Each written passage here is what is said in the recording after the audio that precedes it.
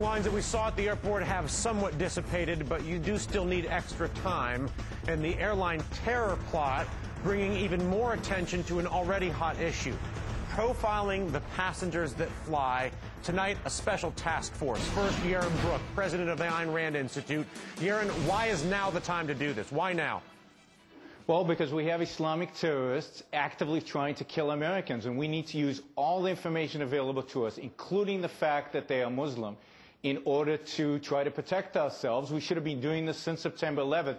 Not to do it is to sacrifice American lives for the sake of political correctness. Nihad Awad, executive director for CAIR, you're against profiling. Why?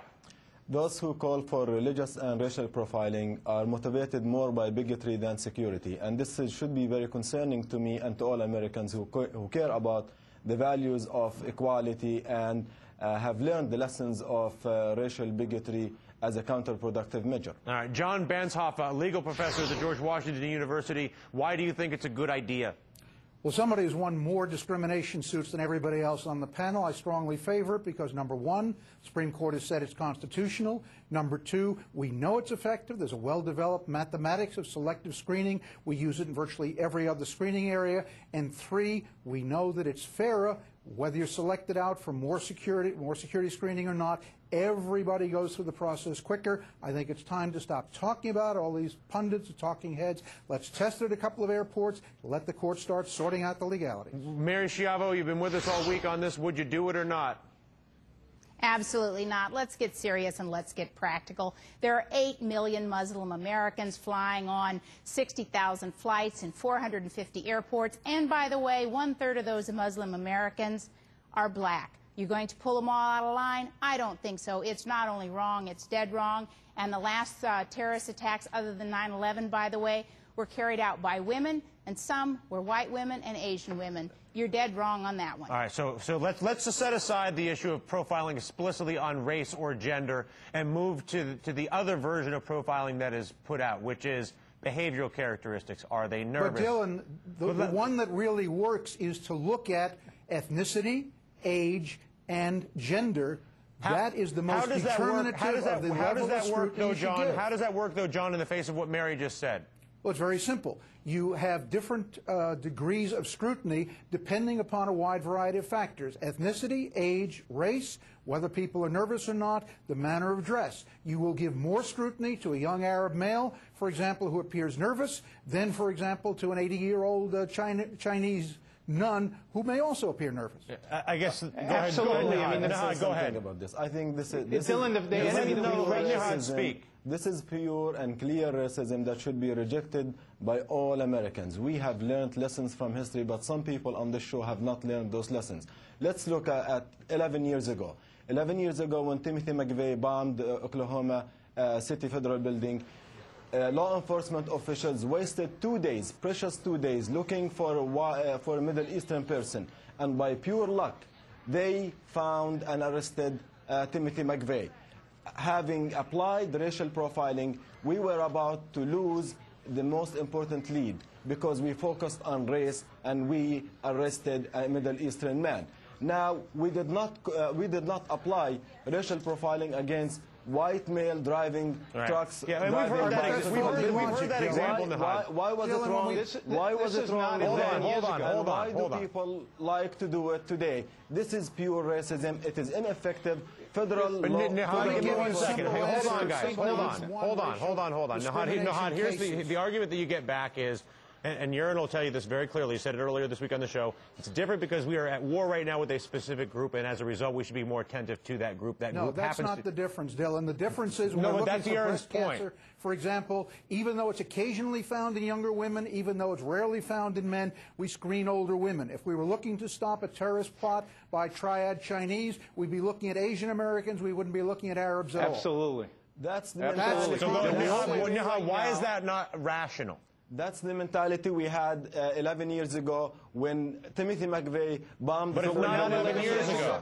9/11 happened. They were not. 9/11 happened. Hold on, because nobody can hear anything. Yaron, go ahead, and then Nahad, I'm coming back to you. 9/11 happened, and we just arrested 25 terrorists in London. They were all Muslim. The attacks on America today, the threat to America today comes from Islamic totalitarianism. It doesn't come from militias in America. It doesn't come from Asians. And we need to start screening for those that are threats to America. So, Nahad, here's my question for you, sir. If this doesn't work, what do you think the best solution is? The best solution is all of us have to go through the same system, and it takes one mistake that the like of Timothy McVeigh will cause massive human, loss of human lives, and we will be sorry, as if we have not learned any lesson. Race is not an issue. That is a recipe for disaster. To treat everybody the same, to give everybody the same treatment. We're in America. We're not in Israel. We're not in Israel. We are in America. This is the most advanced country. Yes, sir. Hold on, guys. There's a lot of voices, and no one at home can. Everybody else, hold on. This so is the country of Mary, Yes. Mary, give us your suggestion from earlier this week. I want to hear Nahad's response to that. About how you would go about it. The suggestion earlier on the week is use reasonable things. For example, you can use citizenship. You can use when you became a citizen.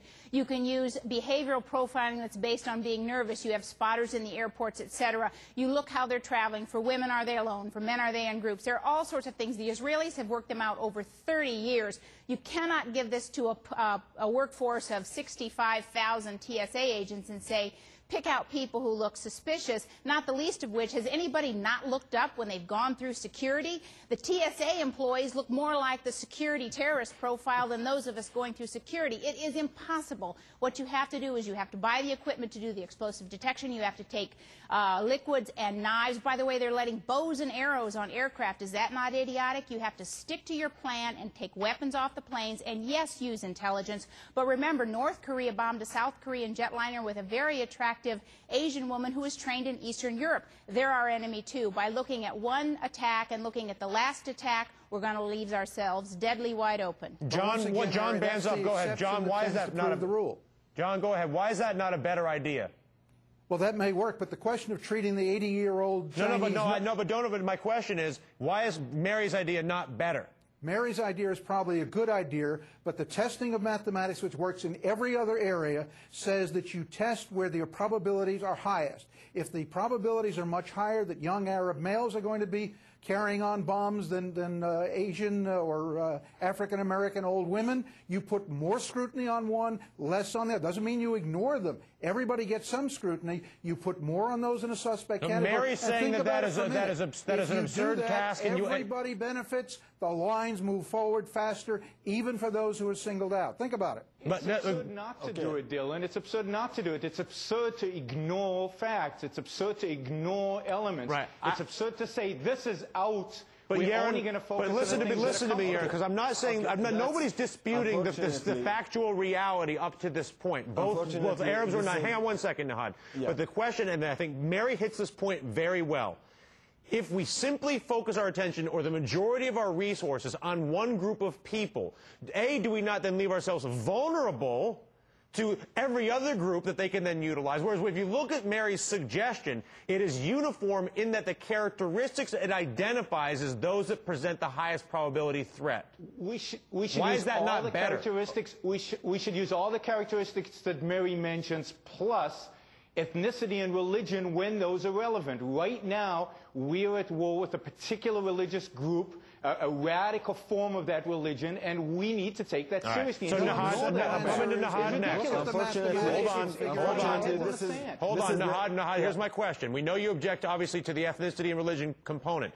Other than that, when Mary describes her plan, is that palatable to you? Citizenship, travel schedule, alone, not alone, nervous, not nervous, that type of a profile? Of course, by all means. I worked with the White House during the Clinton administration on the Commission on Aviation Safety and Security, and we suggested automated and scientific approach, but not racial approach. Your other guests have the mindset that race and religion is an issue, and they have not read the history of the United States. They have not read the history of discrimination against African Americans, Latino Americans, even Jewish Americans and Italian Americans. We have to learn the lesson. This is a free nation. We should not duplicate and emulate states and countries that practice racism in order to have a shortcut to security.